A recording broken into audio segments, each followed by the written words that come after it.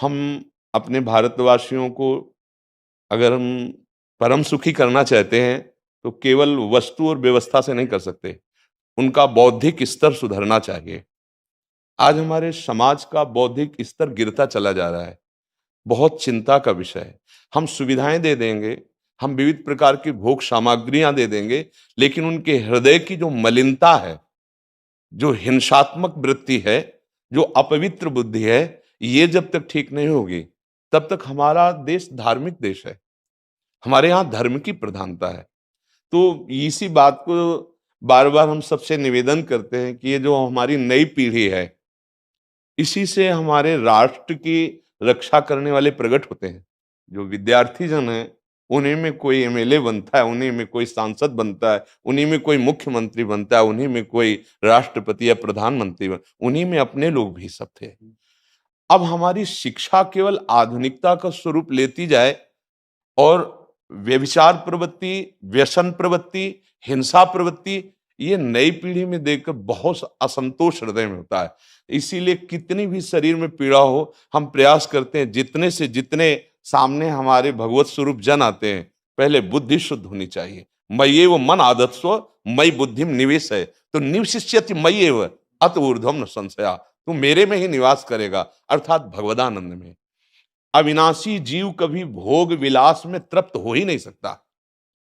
हम अगर अपने राष्ट्र की विशेष सेवा, तो हमारे धर्म का परिचय, जैसे आप जन करते हैं, धर्म का हमारा क्या स्वरूप है, हमारे जीवन का लक्ष्य क्या है।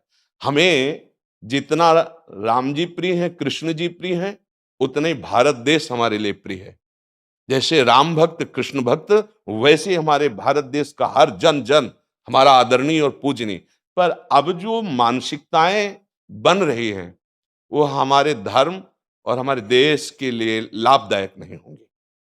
व्यसन का इतना बढ़ता स्वरूप, व्यभिचार का इतना बढ़ता स्वरूप, हिंसा का इतना बढ़ता स्वरूप, ये बहुत ही विपत्तिजनक है। अगर ये बढ़ता रहा, तो हम विविध प्रकार की सुख सुविधाएं देने पर भी अपने देशवासियों को सुखी नहीं कर पाएंगे, क्योंकि सुख का स्वरूप विचार से होता है। सुख और दुख की स्थिति सत्य नहीं है, आगमा पाइनो अनित्यास, लेकिन हमारा विचार, और विचार हमारा गंदा हो रहा है।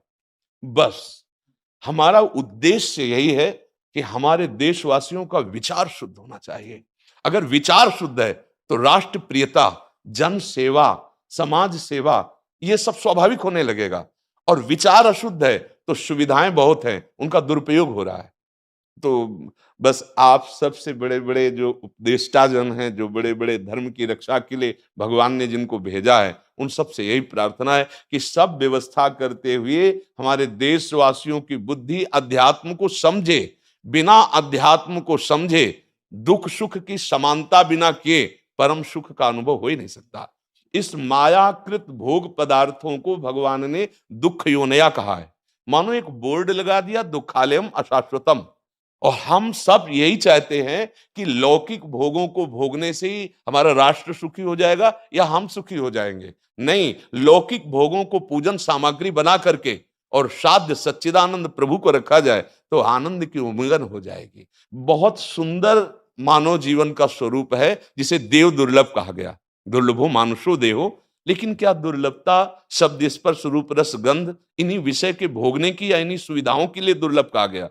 दुर्लभ है किसी सच्चिदानंद सुख के लिए। और उस सुख को तो हम भूले हुए, एकदम बहते हुए शब्द स्पर्श रूप रसगंध के प्रवाह में चले जा रहे हैं, और इसी को सौभाग्य समझ रहे हैं कि हमें सुख प्राप्त हो रहा है। नहीं, हम सबसे प्रार्थना करते हैं कि आप अपने धर्म को समझिए।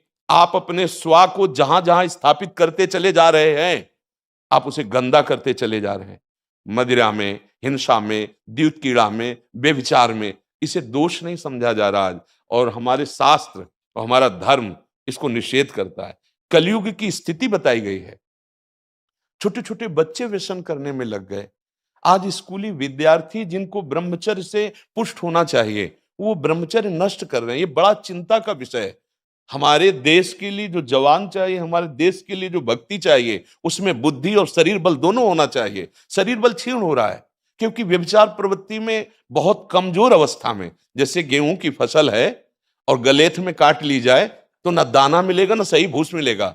ऐसे ही 20 वर्ष की अवस्था तक यदि ब्रह्मचर्य नष्ट कर दिया जाए, तो वो गृहस्थ के योग्य में नहीं रह सकता। राष्ट्र सेवा की क्या बात है? हमारे राष्ट्र सेवा के लिए बहुत विशाल हृदय की आवश्यकता है। हमारे शरीर को बहुत स्वस्थ रखने की आवश्यकता है, तभी हम समाज सेवा, राष्ट्र सेवा। तो शरीर और बुद्धि दोनों का स्वस्थ होना बहुत आवश्यक है। तो शरीर को तो नष्ट किया जा रहा है विषय भोगों में।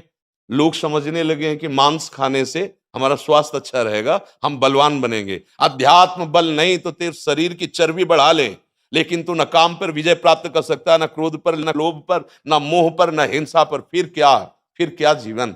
तो इसीलिए हमारा बार बार हृदय में सबसे प्रार्थना है, जिस संत भगवान भी आते हैं कि देखो, इस समय आवश्यकता विचार शुद्ध करने की है, आहार शुद्ध करने की है, आचरण शुद्ध करने की है। हमारे देश ने चरित्र की पूजा की है। रावण किसी बात में कम नहीं था। आज भी कोई शिव अगर अभिषेक होता है तो तांडव स्तोत्र उसी का गाया जाता है। जटाटवी गलत ज्वल प्रभा पावित स्थले।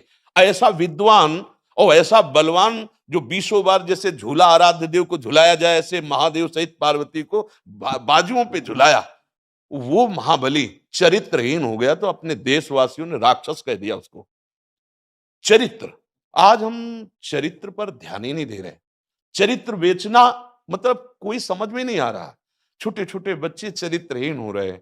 हमारा राष्ट्र संकट में पड़ जाएगा अगर हमारे बच्चे व्यवस्थित नहीं हुए, उनकी बुद्धि शुद्ध नहीं हुई, उनका स्वास्थ्य ठीक नहीं रहा। कौन आगे चल कर के है? यही पीढ़ी तो है ना। इन्हीं में से तो निकलते हैं हमारे राष्ट्र भक्त, भगवत भक्त, देश सेवी। तो सबसे यही प्रार्थना है कि हमारे नई पीढ़ी को सुधारा जाए।